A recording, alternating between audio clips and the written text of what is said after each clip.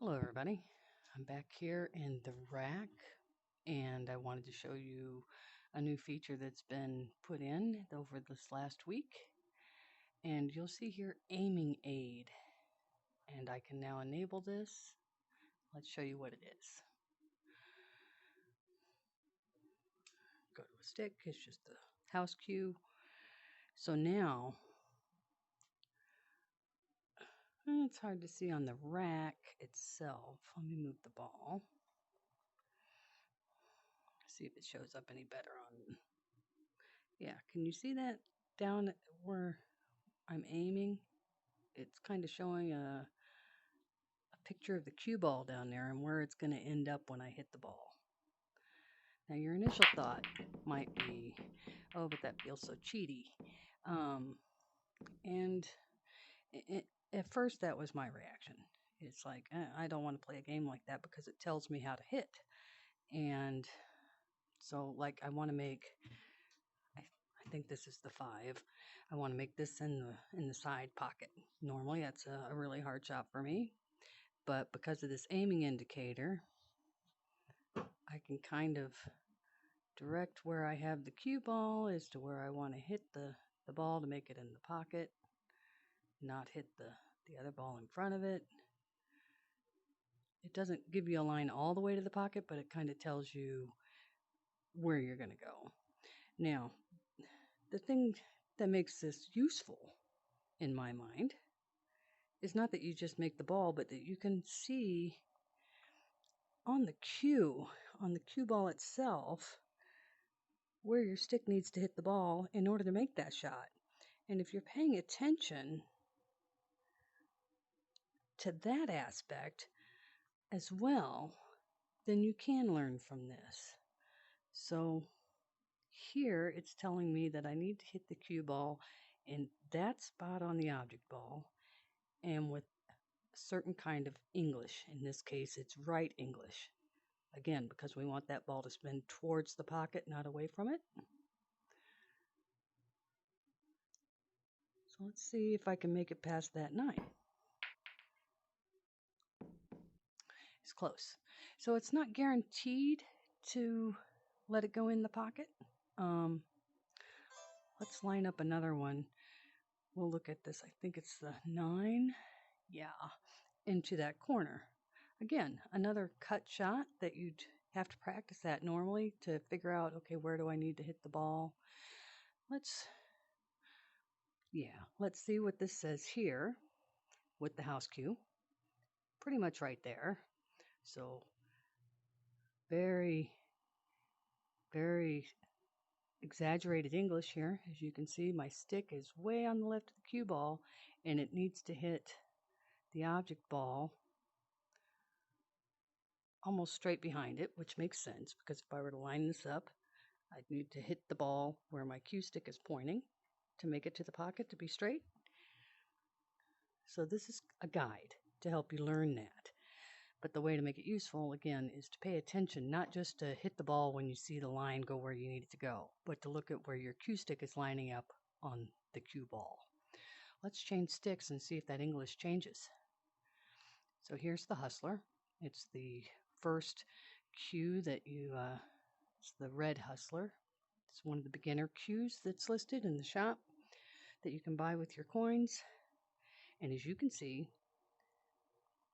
I don't need to put near the amount of English on this ball to make it to the pocket because the reaction, due to the stick's properties that are listed,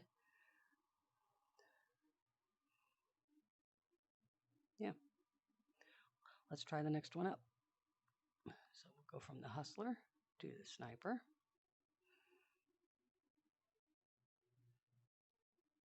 Not much difference, a little bit. Lastly, the Dominator. Actually, I think that had red writing on it. I'm assuming. No, I still have shots left on that. Okay. Dominator. Okay, so let's see if I make this shot. it won't keep you from scratching. It gets you close to the pocket, but not in. So it's not as cheaty as I thought. It's not like a straight line and basically giving you a twitch trigger saying, pull it here so that you make your shot. You still have to know how hard to hit the ball. Because even if it's a, let's line up a more straight in shot. Okay, there's that corner shot. That should be right in the pocket. But if I hit it too hard, well, it did make it. It didn't bounce out. But that is a risk that you take. You still have to know what kind of pressure to give the ball because it's not telling you where your cue ball is going to end up after it's over. So here I want to use draw. I could either go forward or backwards because it's either going to bounce off the cushion or it's going to roll back after striking the ball. So English can matter here. Top left English tells me that it will go in the pocket if I'm gentle enough. There we go. So it teaches you a little bit about stroke control. Let's say I want to try to make this in a bank shot, okay? I want my cue ball to spin going left. The object ball will be spinning clockwise. And so that when it hits the cushion, it's going to come back down this way. Whereas if I use left English, because you're thinking you want the ball to go left, as you can see, the object ball would actually go right. And that's not just because of the cut, that's also because of the spin. So if I hit here, let's see if it has much reaction off the cushion. All right, came left, but not enough.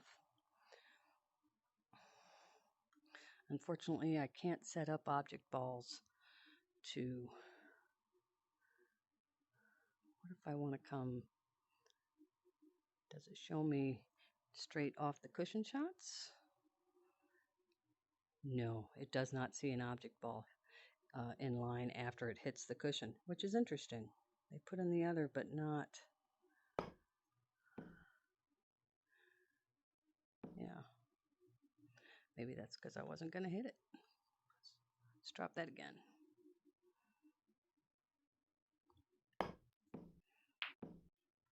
Yeah, it doesn't show that. Interesting. But that ball can go in that corner if you hit it with the correct English. It's a very tight cut, and it's hard to make, but it is doable.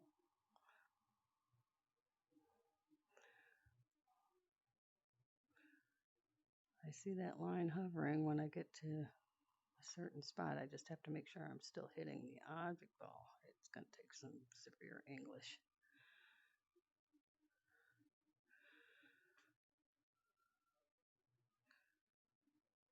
And it's telling me that if I have a chance at this ball, it's going to be because I'm using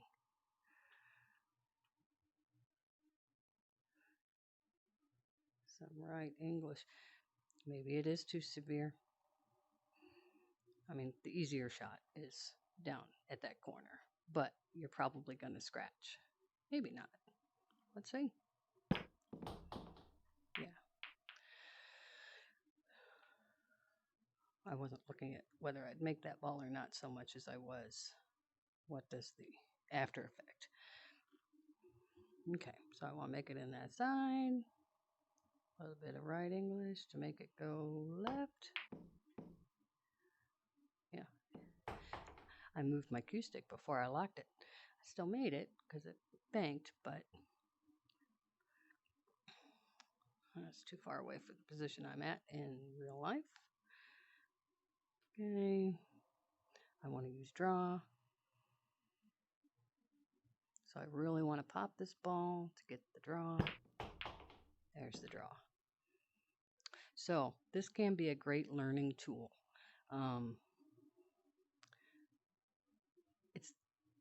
my initial negative reaction to it has dissipated somewhat because I think it's a great opportunity for people to learn the game. Um, it's just that you have a nonverbal guide. You know, if you have somebody teaching you pool on an actual table, they'll come over and they'll say, okay, so here's your cue ball, there's your object ball. They'll go over to your object ball and say, you want to use X amount of English and you want to put it here, and they'll be right on the rail, kind of pointing to it. This is kind of like that. So, I mean, think of it as a coach. You got somebody telling you this is kind of where you want to hit the ball to get the effect that you want to go to the corner that you want to go to. And obviously, it doesn't give you the exact shot you need to make, and you can still miss it if you don't lock your cue well enough. So it's going to teach you patience and not twitch shots. So in that respect, it's good. I don't mind it, and I imagine I will utilize it to try to help master my game if I can, because it's going to come down to habit. Would I have thought to use this extreme of English with this? No, probably not.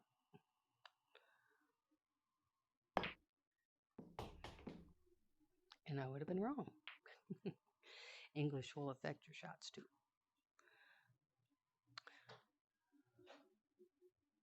So lastly,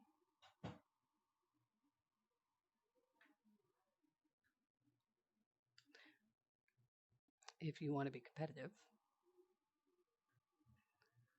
these modes have aiming aid enabled.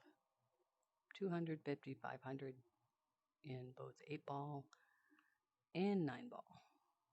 But when you go up to 1,000, it's disabled. So you can go play other players using aim assist and they'll have it too.